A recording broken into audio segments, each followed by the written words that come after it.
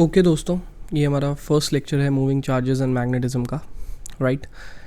इस चैप्टर के हेडिंग से ही आपको समझ में आता होगा, जब चार्ज मूव कर रहे हैं तो हमें मैग्नेटिज्म के बारे में बात करनी है। और ये फर्स्ट लाइन भी यही बताता है, मैग्नेटिक फील्ड एक स्पेस होता है किसी भी कंडक्टर कैरिंग करंट के अराउंड या फिर मैग्नेट के अराउंड, जिसके इर्द गिर्द आप मैग्नेटिक इफेक्ट को एक्सपीरियंस कर सकते हैं। क्या होता है मैग्नेट इफेक्ट? जैसे किसी मैग्नेट के सामने जब हम आयरन ऑब्जेक्ट लाते हैं, राइट, मेटल्स लाते हैं, तो वो उसके साथ अट्रैक्ट हो जाते हैं, उसको हम कहते हैं मैग्नेटिक ऑब्जेक्ट। अगर हम उसके ओरिएंटेशन को चेंज करते हैं तो वो रिपेल होते दिखाई देते हैं हमें। बचपन में हमने बहुत खेला भी होगा मैग्नेट से, तो ये वाली बात जो मैंने अभी बोली वो आप बहुत अच्छे से समझ रहे होंगे। इसे हम कहते हैं मैग्नेटिक इफेक्ट। और ये कहाँ महसूस किया जाता है? किसी भी कंडक्टर जो कि करंट को कैरी कर रहा है, करंट कैरिंग कंडक्टर के इर्द गिर्द या किसी मैग्नेट के इर्द गिर्द, ये मैग्नेटिक इफेक्ट महसूस किया जाता है। इसको अगर हम इस तरीके से पढ़ें तो यहाँ पर ये 2 चैप्टर्स की बात करेगा। इनफैक्ट आगे जाके ये 3 चैप्टर्स हो जाएंगे, 3 यूनिट्स हो जाएंगी। सो हमने ये जो फर्स्ट 5 यूनिट्स पढ़ी, फर्स्ट 5 यूनिट्स जिनका नाम कुछ ऐसा है, इलेक्ट्रोस्टैटिक। तो इलेक्ट्रोस्टैटिक्स में हम पढ़ चुके हैं कंप्लीटली चार्ज के रेस्ट के बारे में, electric field, electric potential, capacitance, इन सब में हमने चार्ज एट रेस्ट के बारे में पढ़ा है, राइट। देन हमने पढ़ा current electricity unit. Current electricity unit में हमने देखा कि कैसे चार्ज मोशन में आया और इफेक्ट पैदा किए उसने। चार्ज ने मोशन में आते ही सबसे पहला इफेक्ट पैदा किया करंट। दूसरा इफेक्ट चार्ज ने मोशन में आते ही क्या पैदा किया? Heating effect, right. तो चार्ज जब मोशन में आया तो हमने करंट इलेक्ट्रिसिटी यूनिट को पढ़ा। अब हम चार्ज के मोशन में ही तीसरे यूनिट को पढ़ रहे हैं, मैग्नेटिज्म को, राइट। मैग्नेटिज्म के अंदर 2 पार्ट्स आएंगे, एक moving charges and magnetism and matter, 2 chapters हैं। इसमें हम चार्ज के मोशन के इफेक्ट के बारे में पढ़ेंगे, मैग्नेटिक इफेक्ट के बारे में, राइट, या मैटर्स जो मैग्नेट्स होते हैं, नॉर्मल नेचुरली अकरिंग मैग्नेट्स होते हैं, उसके इर्द गिर्द मैग्नेटिक इफेक्ट के बारे में। देन हम बढ़ेंगे EMI एंड AC, राइट। ये होगा चार्ज का motion, but to and fro motion. Electromagnetic induction मतलब बेसिकली इस मैग्नेटिक फील्ड की वजह से कैसे हम इलेक्ट्रिसिटी पैदा कर सकते हैं। सो साइंटिस्ट ने समय समय पे अपने आप से एक सवाल पूछा है, दैट नेचर लव्स सिमेट्री। ये बात साइंटिस्ट को पता थी, नेचर लव्स सिमेट्री। तो साइंटिस्ट ने समय समय पे अपने आप से सवाल पूछा कि अगर हमें ए चीज़ बी की तरफ ले जा सकती है तो क्या बी चीज़ ए की तरफ ला सकती है? इसी सवाल का आंसर ढूंढते हुए उन्होंने जाना कि जब करंट हमें मैग्नेटिक इफेक्ट की तरफ ले जा सकता है तो क्या मैग्नेटिक इफेक्ट हमें करंट की तरफ ला सकता है? इसी सवाल का आंसर ढूंढते हुए एक पूरी यूनिट बन गई, completely different unit, EMI AC, electromagnetic induction and alternating current, fine. और फिर जब हम बात करेंगे इस मैग्नेटिक इफेक्ट और इस इलेक्ट्रिक इफेक्ट, क्योंकि करंट जब पैदा होता है, चार्ज जब मोशन में होता है, तो इलेक्ट्रिक फील्ड भी इर्द गिर्द पैदा होती है और मैग्नेटिज्म भी पैदा होता है, राइट। तो यही मोशन जब दोनों एक साथ पैदा करता है तो उसे हम क्या कहते हैं? EM waves. सो ले दे के आप देखेंगे तो ये पांचों के पांचों यूनिट्स इंटरलिंक्ड है। चार्ज मोशन में, चार्ज रेस्ट में कैसे बिहेव कर रहा है, फिर चार्ज मोशन में क्या कर रहा है, मोशन में और एक्स्ट्रा क्या उसने एफर्ट दिया, और क्या हम लोग चार्ज मोशन में ला सकते हैं इस मैग्नेटिज्म की वजह से। एंड देन उसके बाद अगर हमारे पास इलेक्ट्रिक फील्ड और मैग्नेटिक फील्ड दोनों पैदा हो जाती है चार्ज के मोशन से, तो क्या आएगा?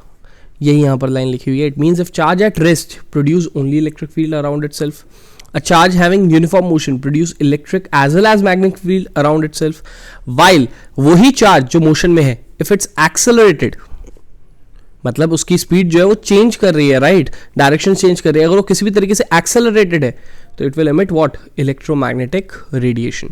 सो EM वेव्स, इलेक्ट्रोमैग्नेटिक रेडिएशन, एक ऐसी रेडिएशन जो इलेक्ट्रिक फील्ड और मैग्नेटिक फील्ड के सुपर इम्पोज करने से पैदा होती है, जैसे हम EM वेव्स भी कहते हैं, इलेक्ट्रोमैग्नेटिक वेव्स, वो पैदा हो जाएगी जब चार्ज एक्सेलरेट करेगा। ये इस चैप्टर के स्टार्टिंग में जो बातें कही हैं वो सिर्फ इस चैप्टर की नहीं है, आगे की आने वाली कहानी के लिए भी हैं। अब हम बढ़ते हैं उस शख्स की तरफ जिसने पहली बारी ये एक्सपीरियंस किया था कि एक करंट कैरिंग कंडक्टर जो है वो मैग्नेटिक इफेक्ट दे सकता है। हालांकि करंट हमारे लिए लाए थे भले ही Ampere's. Ampere was a scientist जिसने करंट के बारे में डिस्कशन किया था, ब्रीफ डिस्कशन इनिशियली, इसीलिए हम करंट की ऐसा यूनिट भी एम्पियर्स मानते हैं। बट इस चीज़ को स्टडी करना कि करंट की वजह से क्या मैग्नेटिक इफेक्ट आ सकता है या नहीं आ सकता है, ये एक दूसरे साइंटिस्ट ने करा था, ऑयस्टर्स।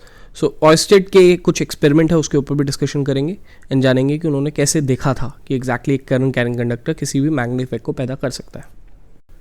सो बेसिकली ऑयस्टर्स ने एक्सपेरिमेंट किया था, it was observed by Oersted, this is the scientist, that a current carrying wire will produce a magnetic fields near it.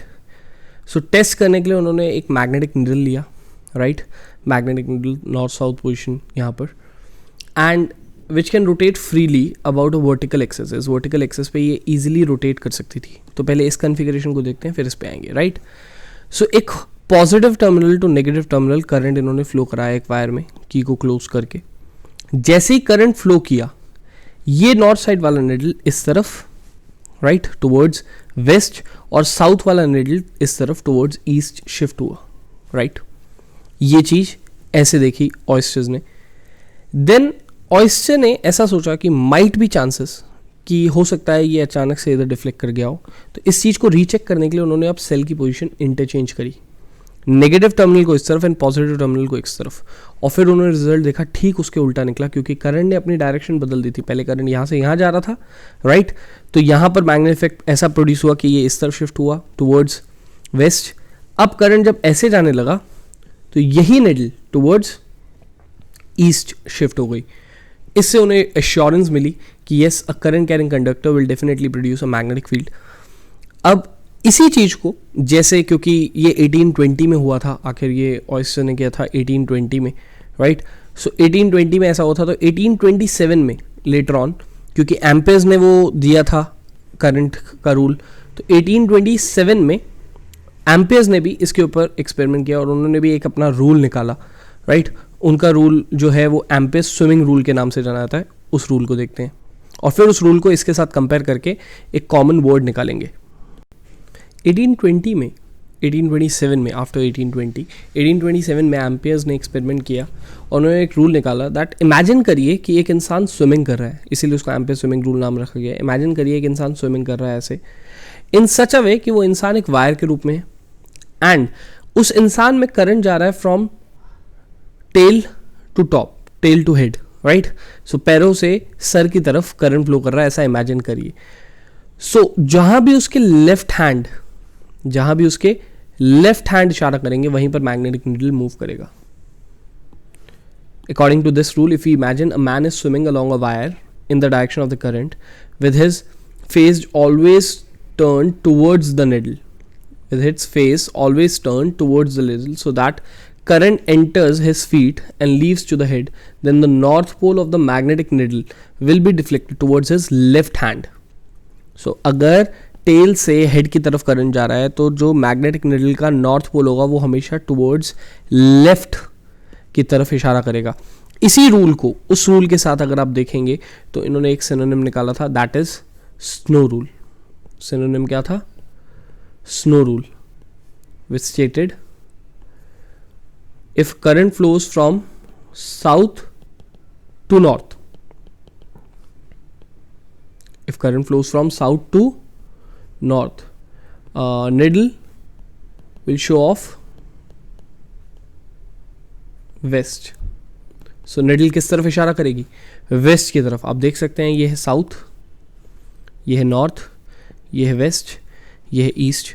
सो अगर south to north current enter कर रहा था, ऐसे इंसान स्विमिंग कर रहा था, तो इशारा लेफ्ट हैंड की तरफ करें या वेस्ट की तरफ, बात क्या है? सेम। ये एक सिनोनिम निकला था एम्पेयर स्विमिंग रूल के बाद। वैसे फन फैक्ट, 1827 में ज़रूर एम्पेयर्स ने फाइंड किया था, लेकिन इससे भी ज़्यादा ख़तरनाक अचीवमेंट एम्पेयर्स की ये थी कि 12 साल की उम्र में इन्होंने मास्टर्स कर ली थी। सो 12 साल की उम्र में मास्टर्स कर ली थी, इतने ज़्यादा इंटेलिजेंट थे एम्पेयर्स। फाइन, अगले टॉपिक की तरफ चलते हैं अब हम। और अभी जो हमने बातें करी हैं, एक क्वालिटेटिव बातें अबाउट मैग्नेटिक फील्ड, कि मैग्नेटिक फील्ड होती क्या है, मैग्नेटिक फील्ड की डायरेक्शन कैसे निकलती है, सिर्फ एक हिंट कि मैग्नेटिक फील्ड की पहला जो झलक थी करंट कैरिंग कंडक्टर के मैग्नेटिक इफेक्ट की पहली झलक किस साइंटिस्ट ने ली और कैसे ली, उसकी हमने बातें करी हैं। अब हम आगे बढ़ रहे हैं और अब हम मैग्नेटिक फील्ड को क्वांटिफाई करना सीखेंगे। क्वांटिफाई मतलब हम क्वांटिटी निकालेंगे मैग्नेटिक फील्ड की, और क्वांटिटी निकालना हमारे को सिखाई थी बायोट-सवार्ट्स लॉ ने।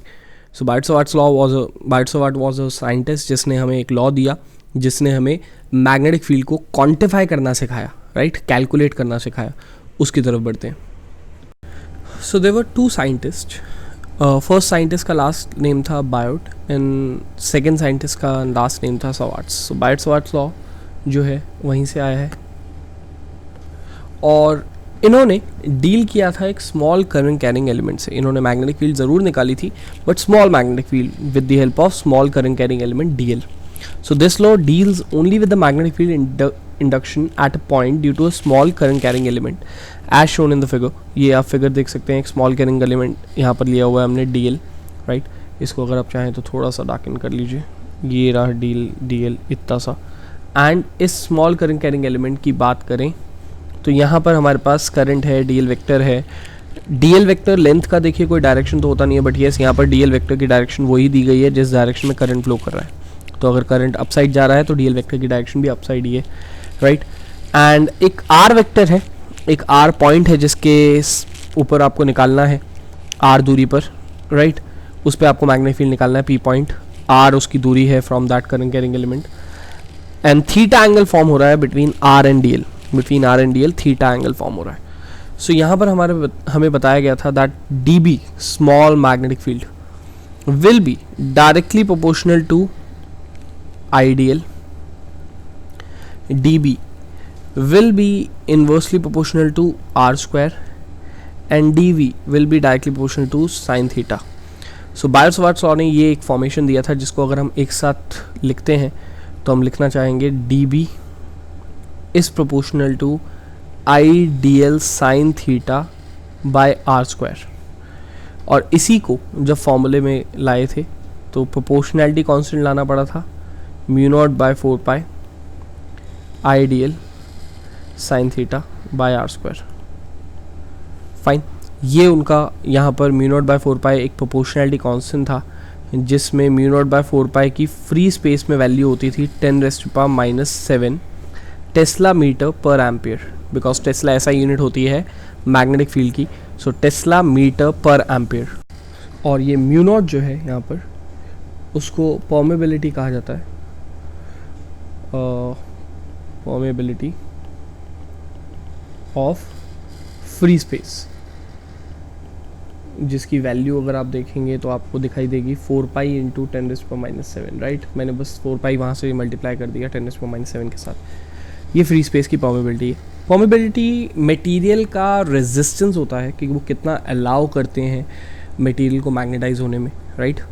तो जितना कम परमेबिलिटी होगा उतना कम रेजिस्टेंस ऑफर होगा. एंड जैसे जैसे मटेरियल बदलता रहता है ये परमेबिलिटी की वैल्यू बदलती रहती है. फिर हम रिलेटिव परमेबिलिटी की बात करते हैं बट येस ये सब इस चैप्टर में नहीं, वो हम आगे चल के करेंगे मैग्नेटिज्म एंड मैटर में, क्योंकि वो मैटर की क्वालिटी मैटर की प्रॉपर्टी है तो मैटर में डिस्कस करेंगे. वो डिफरेंट टाइप मैटर्स होते हैं, different types of matters. Paramagnetic होता है, डायमैग्नेटिक होता है, फेरोमैग्नेटिक होता है. ये तीन तो हम पढ़ेंगे इस साल. और भी होते हैं, फेरी मैग्नेटिक होता है, एंटी फेरोमैग्नेटिक होता है, और भी होते हैं. उनके बारे में भी अगर कुछ डिस्कशन करने का टाइम मिला तो डेफिनेटली करेंगे. नाउ ये डीबी का जो हमारे पास फॉर्मुलेशन आया है ये सबसे बेसिक फॉर्मुलेशन है. इससे बेसिक फॉर्मुलेशन कुछ नहीं है. इस फॉर्मुलेशन की हेल्प से हम लोग बहुत सारे एप्लीकेशंस इसके ऊपर अब अप्लाई करने वाले हैं. हम सर्कुलर लेवल पे करेंगे, हम फिर सर्कुलर के सेंटर के अलावा सर्कल के एक्सियल इक्वेटोरियल पॉइंट पे करेंगे from the centre, right. And then उसके बाद हम एक स्ट्रेट इन्फिनाइट कंडक्टर के बारे में भी इसको अप्लाई करेंगे. सो ये अभी 3 जगह और अप्लाई होगा फार्मूला. इसी फार्मूले की मदद से हम उनके मैग्नेटिक फील्ड बता पाएंगे. यस बस इसमें हमारे पास कुछ और भी है बात करने के लिए. हम वेक्टर फॉर्म भी डिसाइड कर सकते हैं अगर हम चाहें तो इसकी, राइट. सो जैसा कि हमें दिख रहा है कि ये आइडियल साइन थीटा है और यहाँ पर ज़रूर साइन थीटा किसी क्रॉस प्रोडक्ट की वजह से आया होगा क्योंकि डीएल एक वेक्टर है. डीएल वेक्टर जैसा कि मैंने बताया डीएल की डायरेक्शन जो है वो ये जो करंट की डायरेक्शन है. सो आइडियल वेक्टर एक वेक्टर क्वांटिटी है. एंड अगर आप इसको क्रॉस प्रोडक्ट कर देंगे आर वेक्टर के साथ और नीचे लिख देंगे आर क्यूब और यहाँ पर साइड में डेफिनेटली कुछ जगह है तो इसको रब कर देते हैं हम लोग और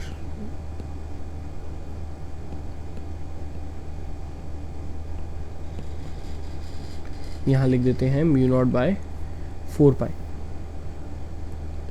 राइट. सो ये mu naught by 4 pi I D L cross R upon R cube ये वेक्टर फॉर्म है क्योंकि आप जानते हैं डी एल क्रॉस आर जो होगा वो d l r sine theta होगा. And d l r sine theta में आर नीचे वाले आर क्यूब को काट के आर स्क्वायर कर देगा, तो वापस से यही फॉर्मुलेशन आ जाएगी। और भी चीज़ों में इसको चेंज किया जा सकता है, जैसे कि अगर हम बात करें आई डी एल की, सो आई डी एल कहें या D Q by D T D L कहें, बात क्या है, सेम। सो डी क्यू, ये D L by D T क्या हो जाता है, वी। सो इसी चीज़ को हम फॉर्मुलेट फिर दोबारा कर सकते हैं। हम डी बी को लिख सकते हैं, D B vector is equals to what, mu naught by 4 pi D Q V vector cross R vector upon R cube. हम ऐसा भी लिख सकते हैं, राइट। और भी हम चेंज कर सकते हैं, राइट। अगर हम आई डी एल में लेट्स से आई को हम जे बाय ए लिखते हैं, right.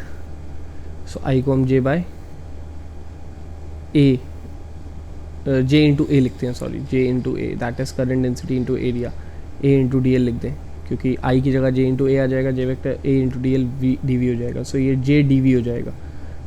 So I D L vector जो होगा जे वेक्टर डी वी हो जाएगा। तो अगर आप चाहें तो यहाँ आई डी एल वेक्टर की जगह जे वेक्टर क्रॉस आर वेक्टर कर सकते हैं और डी वी साथ में मल्टीप्लाई कर सकते हैं, जिसमें डी वी जो होगा वो स्मॉल वॉल्यूम होगा। फाइन, ये भी हो सकता है वायर के लिए। सो ये कुछ फॉर्मुलेशंस हैं जो आप चेंज कर सकते हैं और तरह तरह के फॉर्मूलाज निकाल सकते हैं डी बी वेक्टर के। बायो-सावर्ट्स लॉ के डिफरेंट फॉर्म्स हैं ये सब। अब एक इंटरेस्टिंग फैक्ट, क्योंकि मैग्नेटिक फील्ड हम निकाल रहे हैं, इलेक्ट्रिक फील्ड हम पहले निकाल चुके हैं, तो क्यों ना हम इलेक्ट्रिक फील्ड और मैग्नेटिक फील्ड में डिफरेंसेस और सिमिलैरिटीज़ देखें कि क्या क्या सिमिलैरिटीज़ हैं और क्या क्या डिफरेंसेस हैं। सो सबसे पहले सिमिलैरिटीज़ देखते हैं। सिमिलैरिटीज़ में both fields are long range. So basically they both are inversely proportional to r square. सो दोनों की दोनों inversely proportional to r square है, जिसमें आर जो है वो इन्फिनाइट रेंज तक जाता है।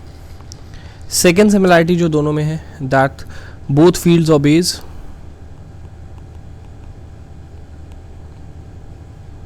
Superposition principle. सो सुपरपोजिशन प्रिंसिपल पे जैसे आपने इलेक्ट्रिक फोर्सेस करी थी, वैसे आप मैग्नेटिक फोर्सेस को भी ऐड कर सकते हैं, मैग्नेटिक फील्ड को भी वैसे ही ऐड कर सकते हैं जैसे इलेक्ट्रिक फील्ड को किया था। सो सुपरपोजिशन प्रिंसिपल फॉलो करते हैं दोनों के दोनों। Fine.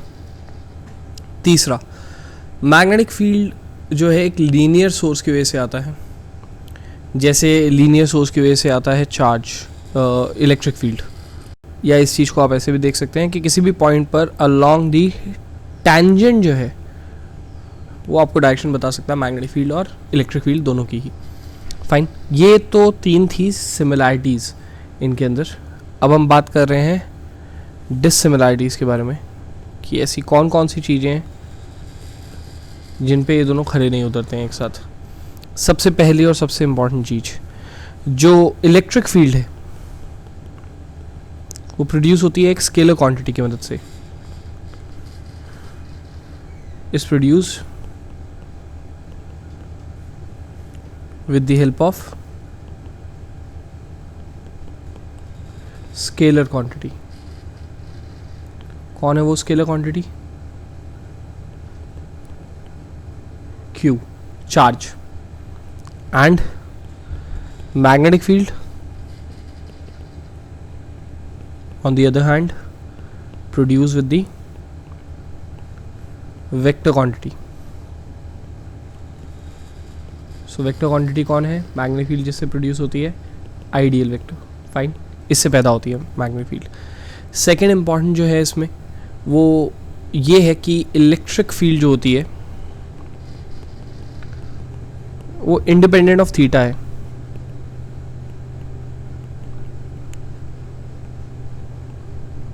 Of theta, where magnetic field is not. So वो तो इंडिपेंडेंट नहीं है थीटा के। थर्ड इंपॉर्टेंट डिसिमिलैरिटी है that electric field is along displacement vector. मतलब जिस डायरेक्शन में आप इलेक्ट्रिक फील्ड निकाल रहे हो, जैसे आप आर वेक्टर पे निकाल रहे हो, तो उसी के अलोंग लगता है इलेक्ट्रिक फील्ड भी। Whereas magnetic field is perpendicular to it. अब क्यों होगा मैग्नेटिक फील्ड उसके परपेंडिकुलर? क्योंकि आप ध्यान से देखते हैं, अगर आपको थोड़ी देर पहले आपने देखा होगा कि उसका जो वेक्टर फॉर्म है वो ऐसा है, right, I D L cross R vector. So cross product होने की वजह से तो इन दोनों का परपेंडिकुलर निकलेगा ना मैग्नेटिक फील्ड। वेर एज इसमें अगर आप याद रखोगे कि इलेक्ट्रिक फील्ड का वेक्टर फॉर्म क्या था, तो आपको याद होगा इलेक्ट्रिक फील्ड का वेक्टर फॉर्म था E K Q R vector by R cube. तो आप देखेंगे इसमें ये डायरेक्टली आर वेक्टर के साथ थी इलेक्ट्रिक फील्ड, लेकिन मैग्नेटिक फील्ड जो है वो इस वेक्टर फॉर्म में है, मतलब इन दोनों के क्रॉस प्रोडक्ट की हेल्प से निकल रहा है ये। दैट मीन्स इन दोनों के ही परपेंडिकुलर होगा, तो आर वेक्टर के भी परपेंडिकुलर होगा। तो ये डिस्प्लेसमेंट वेक्टर के अलॉन्ग होती थी electric field, whereas magnetic field इसके परपेंडिकुलर होती है। ये एक और डिसिमिलरिटी है इसकी। फाइन, आगे बढ़ते हैं। अब हम मैग्नेटिक फील्ड की एप्लीकेशंस की तरफ बढ़ रहे हैं। हम 3 फार्मूलाज को डिराइव करना चाहते हैं, राइट। एक एक करके एक एक फार्मूला डिराइव करते हुए हम साथ साथ उसके न्यूमेरिकल्स के ऊपर बात करेंगे, एंड देन आगे बढ़ेंगे। तो सबसे पहला हमारा है magnetic field at the centre of a current carrying loop. एक करंट कैरिंग सर्कुलर कॉइल है, करंट कैरिंग सर्कुलर कॉइल, उसके सेंटर पे हमें मैग्नेटिक फील्ड निकालनी है। उसके ऊपर बात करेंगे, उसके न्यूमेरिकल्स पे, फिर आगे बढ़ेंगे अगली एप्लीकेशन और उनके न्यूमेरिकल्स के ऊपर। सो यहाँ पर हमें मैग्नेटिक फील्ड निकालना है सेंटर पे एक सर्कुलर कैरिंग करंट कॉइल की, जिसमें करंट एंटर कर रहा है, पूरा एक सर्कल घूम के वापस आ जाता है। ये चीज़ पॉइंट्स बहुत पास हैं, आप यूँ मत समझिएगा कि बहुत दूर है, एक कंप्लीट सर्कल है ये, right. So consider circular coil of radius R with centre O, let I be the current flowing in the circular coil in the direction as shown. तो इस डायरेक्शन में अगर करंट फ्लो कर रहा है तो टेंजेंट डायरेक्शन होगा DL vector का हर बारी, क्योंकि सर्कुलर लूप के पॉइंट पे किसी भी डायरेक्शन की अगर बात की जाए तो टेंजेंट से निकलती है, तो टेंजेंट डायरेक्शन होगा डीएल वेक्टर का करंट की डायरेक्शन में, और ये क्लॉकवाइज घूम रहा है। फाइन। सो यहाँ पर हमारे को सेंटर पे मैग्नेटिक फील्ड जो निकालनी है उसके लिए पहले हमें लिखना पड़ेगा बायो-सावर्ट्स लॉ, जो कि होता है D B is equals to mu naught by 4 pi I D L sine theta by R square.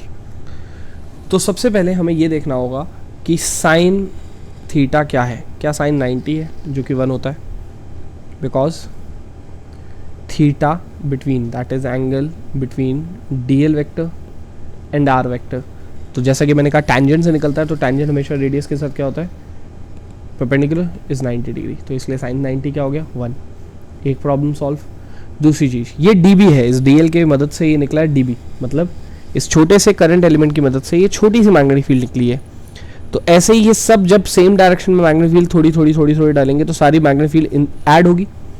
वही एडिशन को इंटीग्रेशन से शो करते हैं हम लोग फिजिक्स में। यहाँ पर dB फ्रॉम 0 to b, हमने मैग्नेटिक फील्ड मान ली सबसे कम 0 और मैक्सिमम b जनरेट हो रही है, फ्रॉम 0 to b, इसका इंटीग्रेशन रखा। और mu naught by 4 pi I D L की बात कर रहे हैं, अपॉन में आर स्क्वायर की बात कर रहे हैं, क्योंकि साइन थीटा तो 1 हो गया है, उसको लिखें या ना लिखें फ़र्क नहीं पड़ता है। और यहाँ पर लिमिट्स हम क्या करेंगे, डीएल की लिमिट्स, जैसे वहाँ डीबी की लिए मैग्नेटिक फील्ड की लिमिट्स थी, यहाँ डीएल वेक्टर की वजह से, डीएल की वजह से लेंथ की लिमिट, और लेंथ की लिमिट क्या होती है 0 to 2 पाई आर। एक सर्कल के लिए लेंथ की लिमिट क्या होती है 0 to 2 पाई आर। फाइन। अब डीबी का इंटीग्रेशन बी, जिसमें लिमिट आपको पुट करनी है 0 to b, एंड यहाँ पर राइट साइड में आपने कॉन्स्टेंट निकाल लिए, म्यू नॉट बाय 4 पाई एक कॉन्स्टेंट है, करंट कॉन्स्टेंट है, रेडियस फिक्स होता है किसी भी सर्कुलर कॉइल का, राइट। तो बचा कौन, DL 0 to 2 pi R. So यहाँ पर मैग्नेटिक फील्ड आया b माइनस 0 b, और यहाँ mu naught by 4 pi I by R square, क्योंकि डीएल का इंटीग्रेशन l होता है। सो यहाँ लेंथ में अगर डीएल का इंटीग्रेशन l होता है, उसमें आप लिमिट्स पुट करेंगे तो आप लिखेंगे 2 pi are minus 0। Fine. So 2 pi r आता है। सो यहाँ पर फाइनली एक्सप्रेशन आता है हमारे पास म्यू नॉट आई बाय 2r। सो ये मैग्नेटिक फील्ड का फाइनल एक्सप्रेशन है हमारे पास, क्योंकि 2 पाई r ने r को कैंसिल किया और 2 पाई ने 4 पाई को 2 पे कैंसिल किया। सो म्यू नॉट आई बाय 2r, ये हमारे पास एक्सप्रेशन आता है सेंटर पे। अब इसके डायरेक्शन की अगर बात की जाए तो आपको यहाँ पर डायरेक्शन दिख रही है, डायरेक्शन में क्रॉस मेंशन किया हुआ है। क्रॉस का मतलब होता है इनटू द पेज, क्रॉस का मतलब होता है into the page, perpendicularly inwards. अभी परपेंडिकुलरली इनवर्ड्स कैसे लगती है, निकलती है डायरेक्शन, बहुत सिंपल है। आपको इस पर्टिकुलर सर्कुलर लूप में करंट के अकॉर्डिंगली अपने फिंगर्स को टर्न करना पड़ेगा, राइट। ये आप 10th स्टैंडर्ड में सीख चुके हैं, 10th स्टैंडर्ड को अपने याद करिए। सो इसमें आपको कर्ल करना पड़ेगा अपने फिंगर्स को, और थंब की डायरेक्शन सेंटर पे जो भी होगी वही माननी पड़ेगी।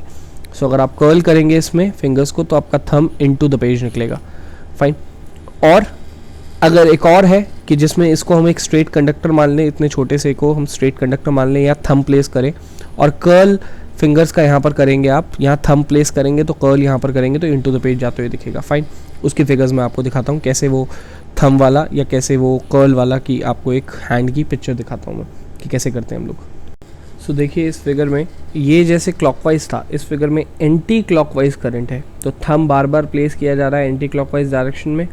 वेराज फिंगर्स का कर्ल देखिए कहाँ से आ रहा है, जब इसको होल्ड करना चाह रहे हैं तो फिंगर्स अंदर से ऊपर की तरफ आ रही हैं, राइट। सो आउटवर्ड्स आ रही हैं जब एंटी क्लॉकवाइज था, और जब ये क्लॉकवाइज है तो फिर कहाँ जाएंगी फिंगर्स। आप इसको अब होल्ड करिए, डायरेक्शन जैसे ये करंट के इस तरफ दिखा रहा है, आप यहाँ डायरेक्शन दिखाइए और फिंगर्स को देखिए होल्ड करके, इसको वायर को होल्ड करके देखिए फिंगर्स अंदर की तरफ से कहाँ जा रही हैं, इस लूप के अंदर की तरफ से, क्योंकि सर्कुलर लूप दो पार्ट्स में बांटता है, इंटीरियर और एक्सटीरियर। मैं अंदर की तरफ बात कर रहा हूँ, इंटीरियर, तो आप देखेंगे फिंगर्स आपकी अंदर की तरफ जाएंगी into the page, perpendicularly inwards cross से शो होता है। और वहीं पर दूसरी तरफ अगर हम बात करेंगे सो यहाँ पर यही डायरेक्शन जो है वो डॉट से शो होगी, राइट। डॉट मतलब out of the page, out of this perpendicular outwards from this loop, and cross का मतलब इनटू द पेज। फाइन, इसी के साथ साथ सर्कुलर कॉइल के मैग्नेटिक फील्ड की डायरेक्शन और सर्कुलर कॉइल के मैग्नेटिक फील्ड की डायरेक्शन के साथ साथ क्लॉक फेस रूल, इन सबको भी देखते हैं जल्दी से। ये एक्सप्रेशन है, ये हमारी डेरिवेशन थी बायो-सवार्ट्स लॉ के हेल्प से। सो ये क्रॉस का मतलब आपको पता चल गया है, परपेंडिकुलरली इनवर्ड्स, एंड डॉट का मतलब perpendicularly outwards, minus K cap plus K cap. सो सर्कुलर लूप में यही एक और फॉर्मूला आपके पास यहाँ पर दिखाई दे रहा है, जहाँ पर आपने 2 पाई को 4 पाई से कैंसिल नहीं करा, बट n दे दिया है। n यहाँ पर नंबर ऑफ टर्न्स होते हैं, बट ये नंबर ऑफ टर्न्स बड़ी पेचीदा हैं, तो आपको ऐसे नंबर ऑफ टर्न्स नहीं करने हैं जिसमें स्पायरल बन के चीज़ आगे बढ़ती रहे, ये भी गलत है। और आपको ऐसे नंबर ऑफ टर्न्स भी नहीं करने हैं जिसमें चीज़ की थिकनेस बढ़ती रहे बढ़ती रहे बढ़ती रहे और ऊपर चला जाए, राइट। आपको ये इनफैक्ट ये तो सेम ही टर्न हो गए, बट मैं आपको एक अलग बना के दिखाता हूँ। इवन ये भी नहीं करना है कि रेडियस जो है वो बढ़ता रहा, पीछे जाता रहा, रेडियस पीछे जाता रहा, राइट। तो ऐसे वाला स्पाइरल भी नहीं करना है कि रेडियस बढ़ता रहे और थिकनेस बढ़ती रहे, और ऐसे वाला स्पाइरल भी नहीं करना है कि रेडियस वैसा ही रहे बट थिकनेस यहाँ पर लेंथ बढ़ती रहे। ये और ये दोनों ही नंबर ऑफ टर्न्स गलत हैं दोस्तों। तो ऐसे नंबर ऑफ टर्न्स की बात नहीं हो रही है, ये एक ऐसे नंबर ऑफ टर्न्स की बात हो रही है जिसके बाद एक के टर्न ऊपर दूसरा टर्न आए, ना तो रेडियस बदले और ना ही थिकनेस बढ़े। वैसे देखिए बड़ा मुश्किल है कि थिकनेस ना बढ़े, बट येस नेग्लिजिबल थिकनेस हो, इन्फिनिटली स्मॉल थिकनेस बढ़े, उतने ही नंबर ऑफ टर्न्स को आप कंसीडर करेंगे यहाँ पर। इस एक्सप्रेशन को एग्जैक्टली आप देखेंगे तो एंगल सबटेंडेड बाय कॉइल भी लिख सकते हैं आप, जैसे यहाँ पर 2 पाई है एंगल रेडियन में, क्योंकि कंप्लीट सर्कल की बात कर रहे हैं हम, तो थीटा अकॉर्डिंगली चेंज होता रहेगा। जैसे अगर थीटा 30 हो गया तो ये π/6 हो जाएगा, थीटा अगर 60 हो गया तो ये π/3 हो जाएगा, थीटा अगर 90 हुआ तो π/2 हो जाएगा, 180 डिग्री मतलब सेमी सर्कल तो ये खाली पाई हो जाएगा, 2 पाई की जगह खाली पाई हो जाएगा, राइट। तो आपको इस फॉर्म में भी देख सकते हैं आप इसको। मैग्नेटिक फील्ड के डायरेक्शंस ये आपके सामने आप देख सकते हैं। यहाँ पर जो करंट है वो एंटी क्लॉकवाइज जा रहा है, अब पहले क्लॉकवाइज जा रहा था, अब कैसा जा रहा है एंटी क्लॉकवाइज। तो एंटी क्लॉकवाइज अगर आप चाहेंगे तो थंब को प्लेस करके मैग्नेटिक फील्ड अंदर की तरफ से पता लगा सकते हैं। वैसे ये जो है आप एक और तरीके से कर सकते हैं कि कर्ल करें अपनी फिंगर्स को यहाँ पर और थंब देखेंगे आप सेंटर में अपवर्ड्स आ रहा है। अगर सेंटर में अपवर्ड्स आ रहा है तो सारी मैग्नेटिक फील्ड पूरे के पूरे प्लेन से बाहर की तरफ निकल रही है। हालांकि ये जो कॉइल्स हैं, ये मैग्नेटिक फील्ड जो है, ये मैग्नेटिक फील्ड इन्हीं दोनों स्मॉल करंट कैरिंग एलिमेंट की तरफ से हैं, ऑपोजिट डायमीटर पे जो कम करंट कैरिंग एलिमेंट है। लेकिन सिर्फ ये इतने नहीं है, ये यहाँ भी अवेलेबल रहेगा, ये यहाँ भी रहेगा। मैं आपको बना के दिखाता हूँ, बट वो बहुत ही ज़्यादा मेसी हो जाएगा। ये यहाँ भी रहेगा, ये यहाँ भी रहेंगे, ये यहाँ भी रहेंगे, ये यहाँ भी रहेंगे। तो एग्जैक्टली ये बहुत ज़्यादा मेस क्रिएट हो जाएगा अगर आप बहुत सारे बनाएंगे, राइट। जैसा मैंने आपके लिए बनाया है, अभी मैं मिटा रहा हूँ इसे, बट वैसे आप याद रखिएगा बहुत ज़्यादा मेस क्रिएट हो जाएगा। तो इसलिए इतने सारे हम नहीं बनाते हैं, हम सिर्फ ऑपोजिट एंड्स में 2 बना देते हैं। एंड साथ ही साथ ये जो होते हैं यहाँ से कर्ल होते हुए जो दिखाई दे रहे हैं हमें, राइट। सो एक कर्ल होते हुए जो दिखाई दे रहे हैं वो ये, इसका मतलब ये नहीं है कि यहाँ जाके ख़त्म हो जा रहे हैं, ये पूरे घूम के आते हैं, ये क्लोज्ड लूप्स होते हैं, फाइन। और सेंटर में जो है सारे एक ही जगह कंट्रीब्यूट करते हैं, अपने एक साथ ऐड करते हैं तो स्ट्रेट दिखता है, लेकिन ये निकलते ही फिर सब अपने अपने जो गिवन कॉन्ट्रीब्यूशंस होते हैं वो वापस ले लेते हैं घुमा के, फिर वापस लाते हैं सेंटर से, फिर निकालते हैं स्ट्रेट, ठीक है। राइट हैंड रूल क्या होता है? So if we curl the plane of our right hand around the circular wire with the fingers pointing the direction of the current, तो फिंगर्स को कुछ इस कदर कर्ल करना है कि वो करंट की डायरेक्शन को पॉइंट कर रहे हैं, then thumb gives the magnetic field. और जो हम थंब को करंट के डायरेक्शन में कर्ल करवा रहे थे मैग्नेटिक फील्ड के लिए फिंगर्स को, उसको हम कहते हैं राइट हैंड थंब रूल। ये राइट हैंड रूल है जिसमें आप फिंगर्स को कर्ल कराते हैं और थंब देता है मैग्नेटिक फील्ड, उसको राइट हैंड रूल कहते हैं। And right hand thumb rule है जिसमें आप थंब को प्लेस कराते हैं डायरेक्शन ऑफ द करंट में एंड फिंगर्स का कर्ल आपको मैग्नेटिक फील्ड देता है। राइट हैंड थंब रूल और राइट हैंड रूल में बस इतना सा ही फर्क है। फाइन। क्लॉक रूल क्या है? Clock face rule. Clock face rule कहता है if you are facing a clock, consider it कि जो सर्कुलर कॉइल है वो एक क्लॉक है, तो अगर क्लॉकवाइज करंट फ्लो कर रहा है then the face will of clockwise अगर फेस कर रहा है the face will be of south polarity. तो ये कह रहे हैं कि ये जो सर्कुलर कॉइल जिसके अंदर मैग्नेटिक फील्ड पैदा हो रही है ये एक मैग्नेट की तरह देखिए, और मैग्नेट के नॉर्थ पोल और साउथ पोल होते हैं। तो अगर आप जिस फेस को फेस कर रहे हैं अगर वहाँ पर करंट क्लॉकवाइज घूम रहा है तो वो साउथ पोलैरिटी है और उसके पिछली साइड नॉर्थ पोलैरिटी है। बट जिस फेस को आपने देखा है और वहाँ पर करंट अगर क्या कर रहा है एंटी क्लॉकवाइज ट्रेवल कर रहा है करंट, तो जिस फेस को आप देख रहे हैं वो जो है वो नॉर्थ पोलैरिटी है। और ये चीज़ का अगर आप भूल भी जाते हैं तो आप किसी भी डायरेक्शन ऑफ करंट में अंदर एस या एन बना लीजिएगा, एस या एन के एरोज़ को देख लीजिएगा। अगर एस या एन के एरोज़ जो हैं वो करंट के डायरेक्शन के साथ जा रहे होंगे, क्योंकि यहाँ करंट ऐसे जा रहा है तो ऐसे आएगा और ऐसे घूम के फिर वापस आएगा तो ऐसे जाएगा, तो अगर एस और एन के एरोज़ जो है वो करंट के एरोज़ के साथ होंगे मतलब आपने सही लेटर बीच में लिखा है, वो फेस उसी पोलैरिटी को शो कर रहा है। अगर गलत एरो आएंगे तो डेफिनेटली आपने गलत अल्फ़ाबेट पुट किया है यहाँ पर। फाइन। ये था clock face rule, that if the current through a circular coil is clockwise direction then magnetic field will be perpendicular to the plane of the paper directly inwards, and if flows anti-clockwise direction the magnetic field will be perpendicular of the plane of the paper directly outwards। तो south polarity का मतलब है inside the magnet जो है magnetic field जाती है south to north. तो अगर क्लॉकवाइज है तो इनवर्ड्स का मतलब हो जाएगा यहाँ साउथ है और उस तरफ नॉर्थ है वहाँ जा रही है, और एंटी क्लॉकवाइज का मतलब है आउट ऑफ द पेज, क्योंकि मैग्नेटिक फील्ड जाती है साउथ टू नॉर्थ। अगर पिछली साइड साउथ है और इस साइड नॉर्थ है तो साउथ टू नॉर्थ ऐसे आएगी inside the magnet. Outside the magnetic field कहाँ जाती है? North to south. याद रखिएगा, मैं फिर बोल रहा हूँ, inside the magnet magnetic field जाती है south to north, but outside the magnet magnetic field जाती है नॉर्थ टू साउथ। तो ये इनसाइड द मैग्नेट की बात हो रही है, साउथ टू नॉर्थ जाने के लिए ये यहाँ से जाएगी इनवर्ड्स और यहाँ से ये आएगी आउटवर्ड्स। फाइन। इसके ऊपर क्वेश्चंस ट्राई करते हैं, न्यूमेरिकल्स ट्राई करते हैं और फिर अगले टॉपिक की तरफ बढ़ते हैं। सो ये क्वेश्चन हमसे कहता है an element D L is equals to D X I cap where dx is equals to 1 centimeter is placed at the origin and carries a large current of 10 ampere. What is the magnetic field on the y-axis at the distance of 0.5 meter? So basically सबसे पहले एक x-axis and y-axis बना लेते हैं इसको imagine करने के लिए। So इन्होंने बोला dx i cap मतलब x-axis की डायरेक्शन में, और i cap मतलब पॉजिटिव i cap मतलब इस डायरेक्शन में करंट फ्लो कर रहा है। फाइन, इस डायरेक्शन में, और ऑरिजिन पे रखा हुआ है ये dx, एंड यहाँ से हमें 0.5 metre on the Y axis, right, 0.5 metre on the Y axis हमें देखना है। सो ये रहा 0.5 मीटर वाई एक्सेस पे, जिसमें हमें मैग्नेटिक फील्ड निकालनी है इस पर्टिकुलर वायर के थ्रू। dB जो होता है या B जो होता है वो हमारे लिए क्या होता है, फॉर्मूला जो हमें मिला है। So dB is equals to mu naught by 4 pi I dl sin theta by r square। So अगर आप देखेंगे r वेक्टर ये है, dl वेक्टर इस डायरेक्शन में है, राइट, r वेक्टर इस डायरेक्शन में है, तो इन दोनों के बीच में एंगल कितना हुआ 90 डिग्री, तो sin 90 तो हो जाएगा 1। म्यू नॉट बाय 4 पाई होता है 10⁻⁷, I हमें 10 दिया हुआ है, dl जो है वो dx है और dx जो है वो 1 है। 1 सेंटीमीटर बोलूँ या 10⁻² मीटर बोलूँ, बात क्या है, same, in order to keep it in SI unit upon 1, and r square जो है वो कितना है 0.5 into 0.5।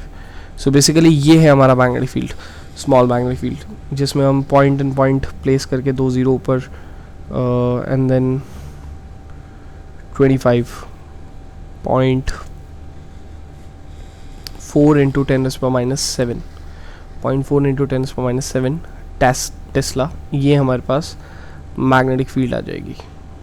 फाइन, इस क्वेश्चन के लिए। एंड अगर डायरेक्शन की बात की जाए तो थंब को हम इस डायरेक्शन में प्लेस करेंगे कि कर्ल जब यहाँ पर देखेंगे हम लोग, थंब को जब इस डायरेक्शन में प्लेस करेंगे तो इधर आके जब फिंगर्स का कर्ल करेंगे तो वो आउटवर्ड्स आएगा, राइट। सो यहाँ पर आउटवर्ड्स मतलब डॉट, और डॉट अपसाइड मतलब क्या होता है, एक्स क्रॉस वाई, क्योंकि ये अपसाइड है, परपेंडिकुलर अपसाइड है एक्स और वाई के, तो एक्स क्रॉस वाई जो मिलता है हमें वेक्टर्स से वो जेड कैप मिलता है।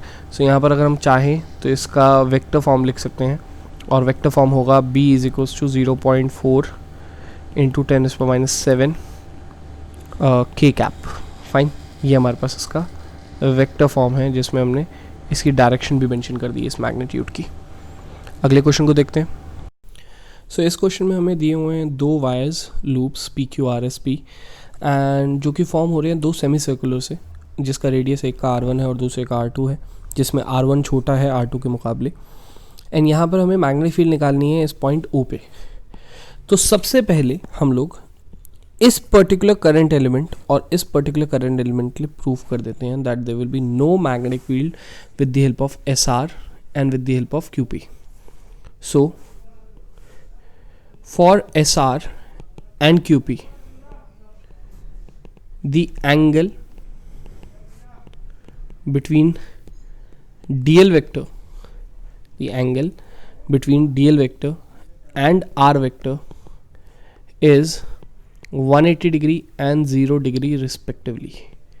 So अगर आप देखेंगे यहाँ पर SR में करंट इधर जा रहा है तो इसका dl वेक्टर इधर होगा, राइट, और इस SR के थ्रू इसका R वेक्टर जो होगा वो ऑपोजिट होगा इस तरफ। तो इस डायरेक्शन और इस डायरेक्शन में एंगल कितना है, 180 degree.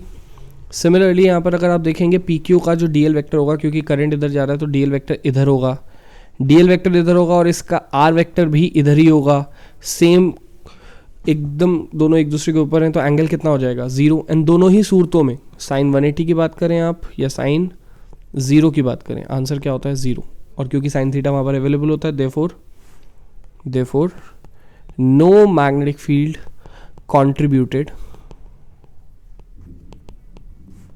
by RS and PQ current element। so current element RS and PQ की हेल्प से कोई भी मैग्नेटिक फील्ड अवेलेबल नहीं रहेगी। फाइन, अब हम बात कर रहे हैं S to P वाले सेमी सर्कल की, और फिर बात करेंगे Q to R वाले सेमी सर्कल की। तो पहले करंट जा रहा है S to P वाले सेमी सर्कल की बात कर लेते हैं, S to P semicircle की। सो इसका फॉर्मूला होगा हमारे पास for S to P semicircle के लिए। सो क्योंकि एक सेमी सर्कल है और सेमी सर्कल का फॉर्मूला जो होगा मैग्नेटिक फील्ड का वो हमें पता है, B is equals to mu naught by 4 pi I by R। So जहाँ 2 पाई होता है पूरे सर्कल के लिए, वहाँ सेमी सर्कल के लिए पाई होगा, और इसका R जो है वो R2 है। सो R रेडियस जो होगा वो R2 होगा इसके लिए। फाइन, ये मैग्नेटिक फील्ड है 1। अगर इसको मैग्नेटिक फील्ड 1 या 2 कह लेते हैं, चलिए R2 है तो 2 कह लेते हैं।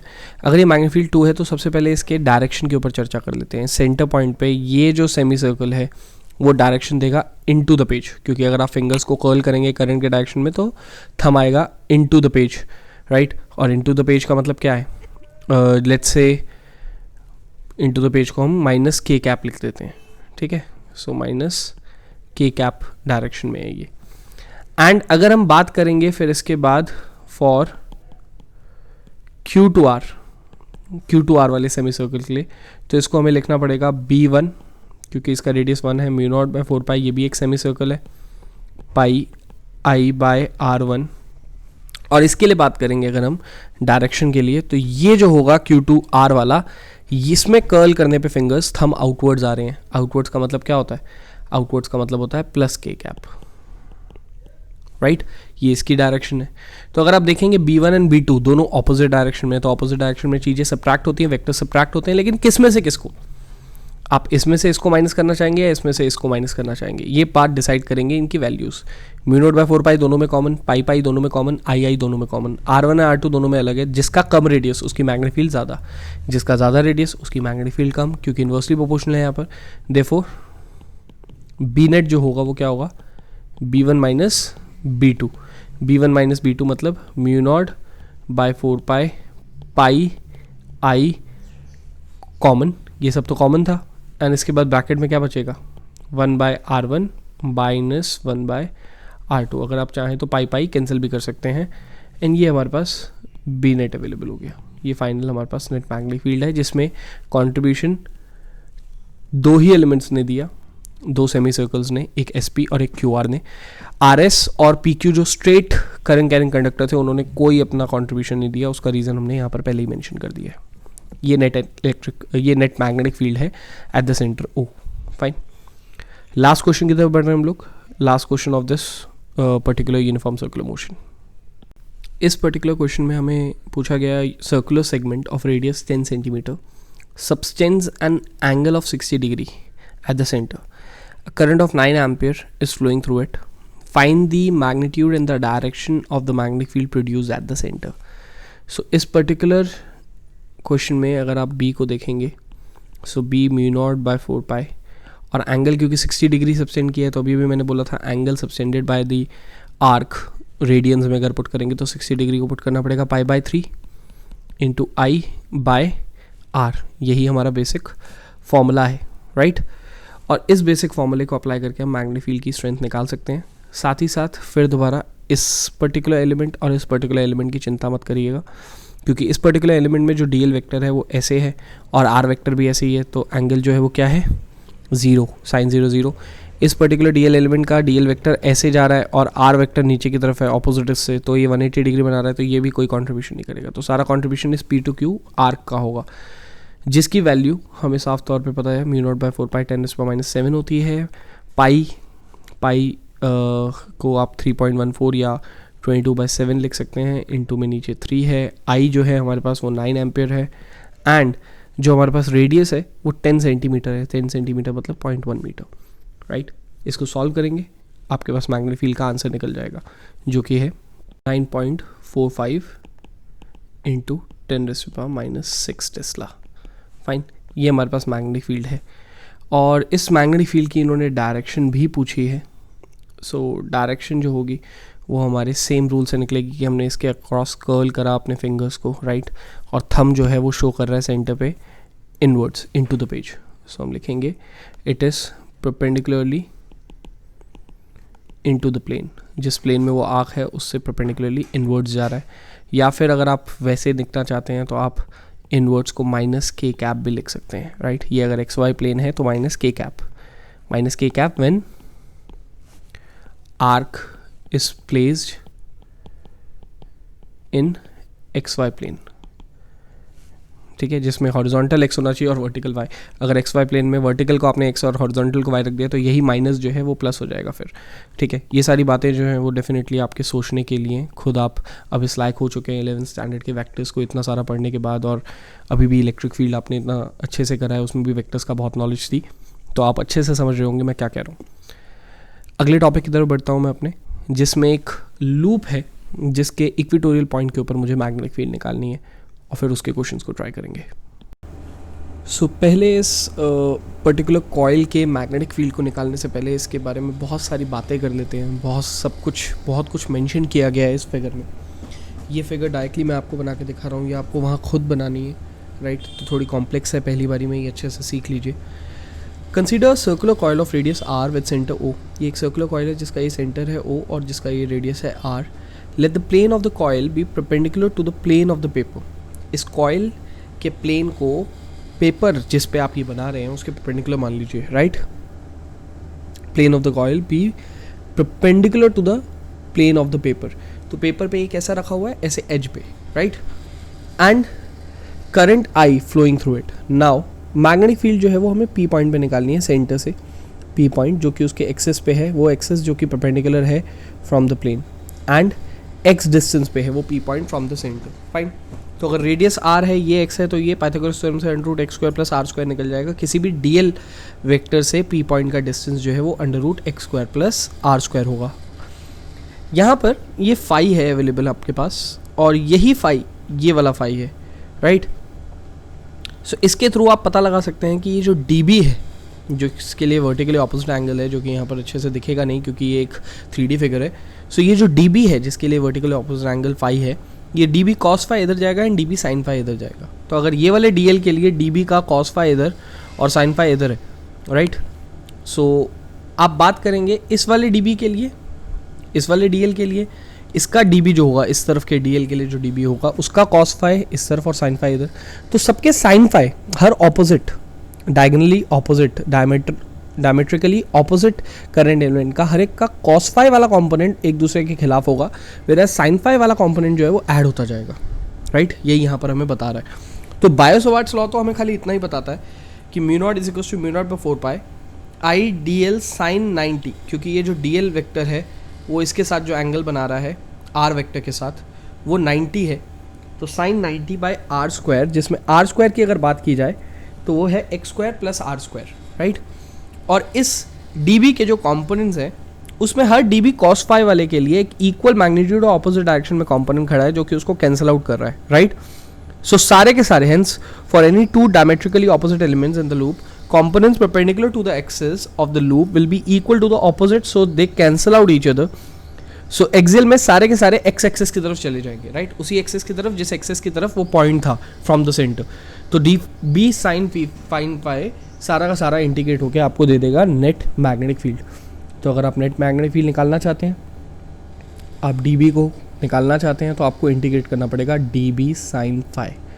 अब इस डी बी साइन फाई के अंदर यूज़ होने वाले सारी क्वांटिटीज़ को निकालते हैं, पुट करते हैं, इंटीग्रेट करते हैं एंड फाइनली आंसर तक पहुंचते हैं। चलिए देखते हैं कैसे करेंगे हम। सो यहाँ पर लेफ्ट साइड में डी का इंटीग्रेशन बी हो गया, राइट साइड में डी का एक्सप्रेशन हमें मिला हुआ है mu naught by 4 pi I D L whole upon x square plus are square, right. And साथ में साइन फाई, क्योंकि ये साइन फाई है, थीटा नहीं है, साइन फाई होगा perpendicular by hypotenuse which is radius by hypotenuse है under root of x square plus are square, right. So अगर हम कांस्टेंट देखेंगे, so mu naught by 4 pi constant है, आई कांस्टेंट है, आर कांस्टेंट है numerator में, upon में x square plus are square जो है किस रेडियस ऑफ कॉइल और किसने दूरी पे आपको निकालना है, किस पॉइंट पे आपको मैग्नेटिक फील्ड निकालना है, एक्स, ये भी वैल्यू कांस्टेंट है विच इज़ पावर 3/2, क्योंकि यहाँ पावर 1 थी वहाँ हाफ थी तो 3/2। सो इंटीग्रेट होने के लिए रह गया डी एल। अब डी एल इंटीग्रेट होता है 0 to 2 pi R, right, length. So net magnetic field हमारे पास क्या निकली, mu naught by 4 pi I into 2 pi R square, क्योंकि यहाँ पर हमारे पास जो आर है ये capital R, 2 pi are minus 0, 2 pi R into R, 2 pi R square whole upon x square plus are square की पावर 3/2, ये एक्सप्रेशन निकला। ऐसे ही एक्सप्रेशन आपको इलेक्ट्रिक फील्ड में भी कुछ कुछ देखने को मिला होगा, जब एक यूनिफॉर्म डिस्ट्रीब्यूशन था एक सर्कुलर कॉइल पे चार्जेस का, तो वहाँ पर हमने इलेक्ट्रिक फील्ड निकाली थी, आपको याद होगा। अब इसके बियॉन्ड जो है वो स्पेशल केसेस चालू होते हैं। स्पेशल केसेस में जैसे नंबर ऑफ टर्न्स बढ़ा देना, तो यहाँ एन आ जाएगा, राइट। स्पेशल केसेस जिसमें एक्स जो है वो आर के मुकाबले बहुत बड़ा हो जाना, तो एक्स अगर आर के मुकाबले बहुत बड़ा हो जाएगा तो आर स्क्वायर नेग्लेक्ट करना पड़ जाएगा, तो ये एक्स क्यूब हो जाएगा नीचे, राइट। या फिर स्पेशल केसेस में एक्स को कम करते करते करते करते इस पॉइंट पी पॉइंट को यहीं पर ले आना। जब इस पी पॉइंट को आप यहीं ले आएंगे तो एक्स 0 हो जाएगा, एक्स 0 हो गया तो ये आर क्यूब हो जाएगा नीचे, ऊपर आर स्क्वायर ने आर क्यूब को आर पे काटा, सो आपको mu naught by 4 pi 2 pi I by r मिल जाएगा। एग्जैक्टली वही फॉर्मूला मिल जाएगा जो एक सर्कुलर लूप के लिए आप अभी निकाल के आए थे, फाइन। वो स्पेशल केसेस में आ जाते हैं ये सब कुछ। तो इसी फॉर्मूले से आप सर्कुलर कॉइल के सेंटर वाले को भी निकाल सकते हैं, एक्स को 0 पुट करके यहाँ पर, एग्जैक्टली सेम फॉर्मूला। चलिए स्पेशल केसेस को देखते हैं थोड़े से। सो आप देख सकते हैं इसी फॉर्मूले में उन्होंने बोला जब नंबर ऑफ टर्न्स एन हो जाएंगे तो ये फॉर्मूले में खाली एन आ जाएगा extra, right. Then axial point में जब एक्स बहुत बड़ा हो जाएगा आर से तो ये एक्स क्यूब हो जाएगा यहाँ पर, राइट। एंड आर बट फिर भी मिसिंग है। देन उसके बाद सेंटर पे अगर बात करें तो एक्स 0 पुट करके यहाँ पर ये फॉर्मूला एग्जैक्टली वैसे ही आ गया जैसे अभी सर्कुलर लूप की निकाल था। और एक्स अगर आर के इक्वल हो जाए तो ये R square plus are square जो हो जाएगा वो 2r स्क्वायर हो जाएगा, और 2r स्क्वायर के लिए वो 2 की पावर 3/2 आर क्यूब हो जाएगा, राइट। सो ये 2 की पावर 3/2 है, करेक्शन है यहाँ पर। एंड देन इसके बाद इन्होंने एक मैग्नेटिक फील्ड का वेरिएशन में बनाया विद डिस्टेंस, कि जैसे जैसे ये एक्सियल फील्ड लाइन से दूर जाता जाएगा वैसे वैसे मैग्नेटिक फील्ड कम होती जाएगी, राइट। इस डायरेक्शन में भी और इस डायरेक्शन में भी, मतलब एग्जैक्टली ये जो इस डायरेक्शन की बात है वो इस तरफ है या फिर इस तरफ, किस तरफ दूर जा रहा है ये उस तरफ के अकॉर्डिंगली डिक्रीज होगा डायरेक्शन। ये जो बात है डिस्टेंस लेफ्ट का भी और राइट का भी दोनों का, लेकिन मैग्नीट्यूड जो है वो इक्वली डिक्रीज होगा। ये एक आपके पास ग्राफ है इसका, इस ग्राफ को याद रखिएगा, आगे काम आएगा ये क्वेश्चंस में। ये कुछ स्पेशल केसेस थे इनके। जो टॉपिक अभी हमने सीखा है अब इसके ऊपर कुछ क्वेश्चंस ट्राई कर लेते हैं। सो इस क्वेश्चन में हमसे कहा गया है दैट 2 कॉइल्स हैं, एक लेट्स से इस तरफ पड़ी है किसी प्लेन में, जिसको आप वाई जेड प्लेन कह लीजिए, और एक एक्स वाई प्लेन में पड़ी है, राइट। तो ये जो मैग्नेटिक फील्ड है वाई जेड वाली, वो एक्स एक्सिस में देगी, और ये जो एक्स वाई वाले प्लेन की बात कर रहे हैं हम लोग यहाँ पर, वो जेड एक्सिस में देगी। तो ये एक्स और ये जेड आपस में परपेंडिकुलर होते हैं, 90 डिग्री पे होते हैं, तो इनका मैग्नेटिक फील्ड जो है वो कहीं बीच में निकलेगा। एग्जैक्टली बीच में निकलेगा या नहीं निकलेगा वो डिपेंड करेगा इनके मैग्नीट्यूड पे। अगर बिल्कुल सेम मैग्नीट्यूड होंगे तो बीचों बीच निकलेगा, राइट। तो सबसे पहले इंडिविजुअल मैग्नेटिक फील्ड की बात कर लेते हैं हम लोग। तो लूप 1 की अगर आप बात करेंगे और इसमें कर्ल करेंगे अपने फिंगर्स को, तो आपको थंब जो है वो लेफ्ट में प्लेस होता हुआ दिखाई देगा। तो इस पॉइंट पे मैग्नेटिक फील्ड लेफ्ट में आएगी, राइट। सो B1 की बात अगर हम करें, सो B1 हमारे पास फॉर्मूला है mu naught by 4 pi 2 pi R square I upon x square plus R square की पावर 3/2, जिसमें क्वेश्चन हमसे कह रहा है 2 small circular loops marked 1 and 2 carrying equal currents, current equal है, place with geometrical axes perpendicular to each other. So geometrical axes जो है उनकी वो परपेंडिकुलर टू ईच अदर है, as shown in the figure. Find the magnitude and direction of the net magnetic field produce at the point O, right. So let's say ये B1 है, B2 की value भी exactly same है, क्योंकि अगर loop का radius same है, current same है, और डिस्टेंस जो है x वो भी अगर सेम है, तो B2 का मैग्नीट्यूड भी एग्जैक्टली सेम होगा, और इसको हम चाहें तो B लिख सकते हैं, राइट, इक्वल्स टू में B लिख सकते हैं। बट उसका जो डायरेक्शन है B2 का, यहाँ पर कर्ल जब फिंगर करेंगे तो थंब जो है वो अपवर्ड प्लेस करेगा, तो इस पॉइंट से अपवर्ड जाएगा B2। तो दोनों आपस में परपेंडिकुलर है B1 एंड B2, लेकिन मैग्नीट्यूड एग्जैक्टली सेम है, तो B नेट कैसे निकलेगा? B नेट निकलेगा under root of B1 square plus B2 square से, which is twice of B square, which is B root 2. So B root 2 बोले या mu naught by 4 pi 2 pi R square I by X square plus R square की power 3/2 into root 2 बोले, बात क्या है same. और exactly बीचों बीच क्यों निकलेगा आप मुझे कैसे बताइए? एग्जैक्टली 45 डिग्री पे निकलेगा, ठीक है, with making angle 45 degree with both of them. ऐसा क्यों बोला मैंने? क्योंकि इन दोनों का मैग्नीट्यूड एग्जैक्टली सेम है, तो बिल्कुल बीचों बीच निकलेगा नेट मैग्नेटिक फील्ड। यही आंसर था इस क्वेश्चन का। अगले क्वेश्चन की तरफ बढ़ते हैं। बिल्कुल सेम क्वेश्चन है जैसा हमने अभी किया है, बस एक फ़र्क है, उसके सेंटर्स जो थे वो अलग अलग जगह पे थे, यहाँ पर दोनों के सेंटर्स जो हैं वो सेम है।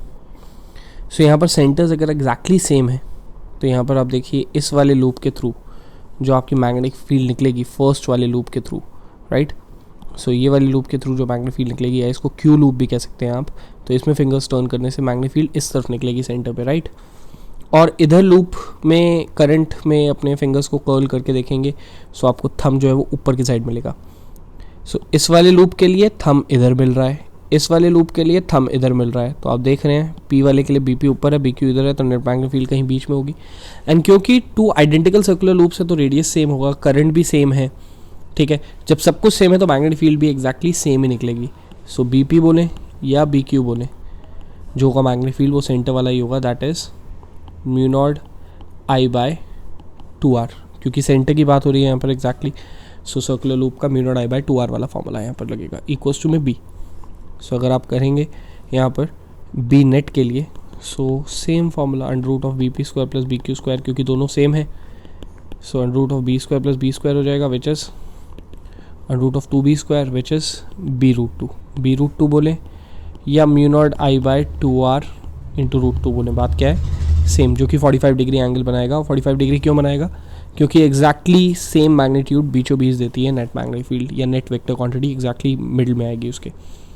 कुछ लोग इसको mu naught by 4 pi 2 pi I by R into root 2 ऐसा भी लिखना पसंद कर सकते हैं, बट ऐसा लिखें या वैसा लिखें बात जो है वो सेम है, क्योंकि मैंने बस 2 पाई को 4 पाई से कैंसिल कर दिया 2 पे। यही है ऊपर वाले फॉर्मूले और नीचे वाले फॉर्मूले में फ़र्क। फाइन, नेक्स्ट क्वेश्चन देखते हैं। One of the most favourite question of teachers, exam prospective से भी बहुत ज़रूरी है ये क्वेश्चन, एंड ध्यान से देखिएगा इस क्वेश्चन को, क्योंकि इस क्वेश्चन के 2 पार्ट्स होंगे ना। सबसे पहला part, 2 circular coils X and Y having radii R and R by 2 एक का रेडियस दूसरे के रेडियस के मुकाबले आधा है. Respectively are placed horizontal plane with their centers coinciding with each other, right? Coils X has a current I flowing through it in clockwise sense, so X के पास clockwise में जा रहा है, whereas Y के पास जो है वो वही current. What must be the current in the coil Y to make the total magnetic field at the common center be 0? So Y की हमें करंट के बारे में बात करनी है. कॉइल एक्स का करंट आई जो है वो क्लॉकवाइज जा रहा है. वाई में ऐसा क्या करंट फ्लो करे, आई डैश कह लेते हैं इसको, राइट. सो वाई में ऐसा क्या करंट फ्लो करे, आई डैश, सच दैट जो सेंटर पे निकलने वाली है मैग्नेटिक फील्ड वो जीरो हो जाए. पहले तो देखिए जीरो होने के लिए ना, किसी भी नेट वेक्टर क्वांटिटी को जीरो होने के लिए ऑपोजिट डायरेक्शन में सेम मैग्नीट्यूड लगना चाहिए. सो ऑपोजिट डायरेक्शन है या नहीं है वो देख लेते हैं. इस कॉइल पे आप अगर अपना फिंगर्स टर्न करेंगे तो आपको थंब जो है वो इनटू द पेज दिखाई देगा. सो आप कह सकते हैं B x is equals to minus K cap होगा, fine, and B Y will be in plus K cap. क्यों प्लस के कैप? क्योंकि इस फिंगर्स को टर्न करेंगे इस तरफ तो थंब जो है वो आपका आउटवर्ड्स निकलेगा.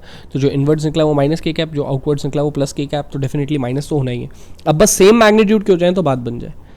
और क्योंकि सेंटर की बात कर रहे हैं, सर्कुलर कॉइल की बात कर रहे हैं, so to get b x is equals to b y, to get b x is equals to b y we need to put a formula mu naught by 4 pi, जिसमें mu naught by 4 pi into 2 pi I, क्योंकि current x का दे रखा है आई, by radius जो है वो x का दे रखा है are.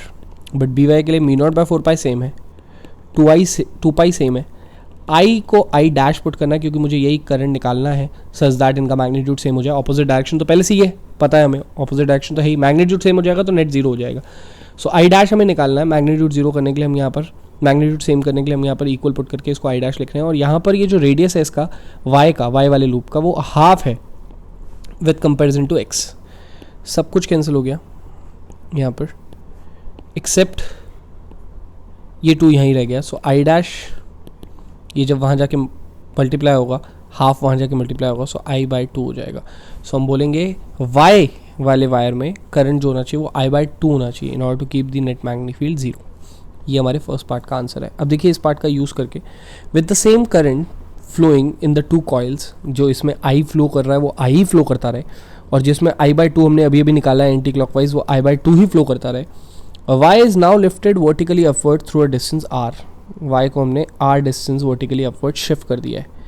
What would be the net magnetic field at the centre of the coils? At the centres of the coils मतलब इंडिविजुअली उनके सेंटर्स पे क्या मैग्नेटिक फील्ड निकलेगी, राइट, उसकी बात कर रहे हैं हम लोग. सो यहाँ पर थोड़ी सी करेक्शन है क्वेश्चन में कि ये कॉइल ही नहीं है, इट्स कॉइल वाई.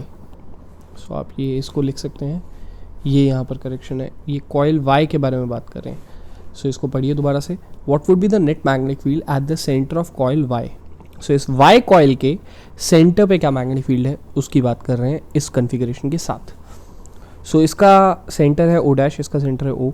अब अगर इससे सेंटर की बात करनी है तो इस पर 2 तरीके की मैग्नेटिक फील्ड लगेगी दोस्तों. एक इस सर्कुलर कॉइल के खुद के सेंटर पे, और एक इस सर्कुलर कॉइल के एक्सिस पे, सेंटर से निकलने वाली परपेंडिकुलर एक्सिस के पॉइंट पे.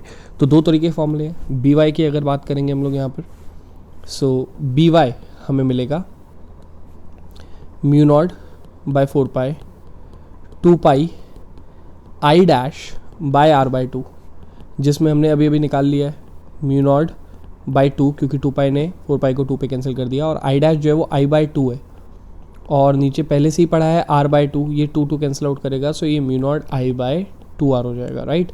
बी वाई की अगर बात करें, और बी वाई कहाँ होगा डायरेक्शन की अगर बात करें तो इस कॉइल पे अगर आप फिंगर्स को कॉइल करेंगे तो थंब ऊपर की साइड आएगा, राइट. थंब ऊपर की साइड आ रहा है तो मैग्नेटिक फील्ड अपवर्ड्स होगा, तो इसको हम लिख देते हैं के कैप. सो ये हो गया के कैप. और अगर बात करेंगे बी एक्स की, तो बी एक्स के लिए फॉर्मूला यूज़ होगा mu naught by 4 pi 2 pi R square bracket into में आई, क्योंकि करंट उसका आई है, होल ब्रैकेट में क्या होगा X square plus are square होता है, लेकिन यहाँ R square plus are square होगा क्योंकि डिस्टेंस भी आर है और रेडियस भी आर है की पावर 3/2. सो ये हो जाएगा mu naught by 2 into R square into में आई, नीचे 2 की पावर 3/2 मल्टीप्लाई में आर क्यूब. आर स्क्वायर ने आर क्यूब को काट दिया, एंड 2/3 2 के साथ बेस सेम पावर्स ऐड 2 की पावर 5/2 हो गया. सो ये हो जाएगा हमारे पास म्यू नॉट आई बाई 2 की पावर 5/2 इंटू आर, राइट. ये हमारे पास बी एक्स आ गया. अब इस बी एक्स की बात अगर हम करेंगे तो माइनस के कैप लिखना पड़ जाएगा हमें. क्यों माइनस के कैप लिखना पड़ जाएगा? क्योंकि इसमें जब फिंगर्स कर्ल करेंगे तो थंब डाउनवर्ड्स आएगा, तो इस सेंटर से डाउनवर्ड्स. ये के कैप है, ये माइनस के कैप है. सो हमें बड़े वाले मैग्नीट्यूड में से छोटा वाला मैग्नीट्यूड माइनस करना है. Mu naught I by R इसका भी सेम है, mu naught I by R इसका भी सेम है. इसके अपॉन में 2 है, इसके अपॉन में पावर में 2 की पावर 5/2 है, राइट. तो जिसका नंबर बड़ा उसका मैग्नीट्यूड छोटा. सो 5/2 जो होता है वो 2.5 होता है. 2 की पावर 2.5 है और 2 की पावर 1 है. तो ये बड़ा है, तो इस बी एक्स का मैग्नीट्यूड छोटा होगा, तो बी वाई बड़ा हो जाएगा. देयरफॉर नेट मैग्नेटिक फील्ड जो निकलेगी नेक्स्ट पार्ट की बी नेट, वो निकलेगी B X minus B Y. ये हम बात कर रहे हैं इस सेकंड क्वेश्चन की, इस सेकंड पार्ट की, राइट. ये फर्स्ट पार्ट था, करंट निकालना था, ख़त्म हुआ ए पार्ट. ये बी पार्ट की बात कर रहे हैं. So b y minus b x निकलेगा हमारे पास, राइट. सो बी वाई बड़ा है क्योंकि उसका डिनोमिनेटर छोटा है. सो यहाँ पर हमारे पास आंसर है mu naught I by R common bracket में 1/2 माइनस 1/2 की पावर 5/2. इसको सॉल्व कर लेंगे, हमारे पास बी नेट निकल जाएगा इस ओ डैश पर, इस ओ डैश पे. फाइन. ये क्वेश्चन बहुत इंपॉर्टेंट था अगर आपने अच्छे से सीख लिया. सो नेक्स्ट टाइम आपके पास होमवर्क क्या है देखते हैं. होमवर्क के तौर पे आपके पास from page number 1 to 11. So page number 1 से लेकर पेज नंबर 11 तक हर एक question solve example, check your skills, सारा थियोरेटिकल पार्ट. डेरिवेशन बहुत इंपॉर्टेंट है इस चैप्टर के लिए, तो हर डेरिवेशन को आप डेफिनेटली खुद से ट्राई करिएगा एक बार डेराइव करने के लिए. और ये आपके पार्ट्स खत्म हो गए, 2 एप्लीकेशंस खत्म हो गई, बायो-सवार्ट्स लॉ खत्म हो गई. नेक्स्ट क्लास में हमें बायो-सवार्ट्स लॉ की 3rd एप्लीकेशन के बारे में बात करनी है, दैट है magnetic field due to a straight current carrying conductor, और उसके न्यूमेरिकल्स के ऊपर बात करेंगे. Fine. Thank you for the class.